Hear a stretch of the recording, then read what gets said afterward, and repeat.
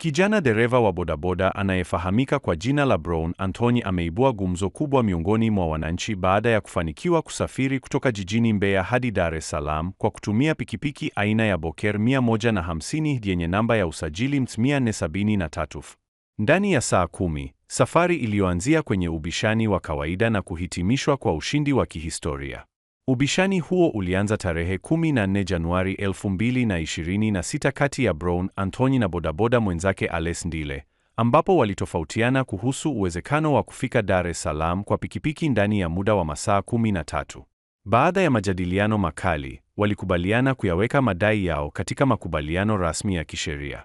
Makubaliano hayo yaliwekwa mbele ya mwanasheria Ambakise Kibona, ambapo kila mmoja alikuwa na pikipiki yake binafsi, na pande zote zilikubaliana kuwa atakayeshindwa atalazimika kumpa mshindi pikipiki yake kama dau la makubaliano hayo.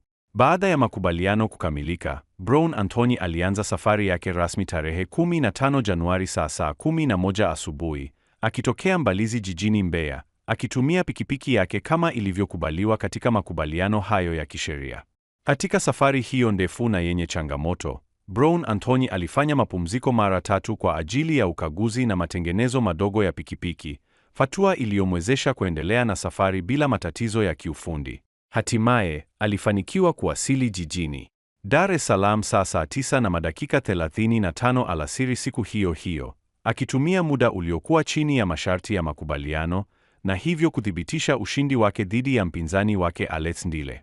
Baada ya kukamilisha safari hiyo, Brown Anthony alianza safari ya kurejea Mbeya alfajiri ya saa 11 kutoka Dar es Salaam, na kufanikiwa kuingia Mbalizi jijini Mbeya jioni ya Ijumaa, Januari 16, 2026, ambapo alipokelewa kwa shangwe. Kufuatia ushindi huo, alikabidhiwa pikipiki ya ushindi, iliyokuwa mali ya Alex Ndile yenye namba ya usajili MT 695F. Nini maoni yako juu ya kijana huyu?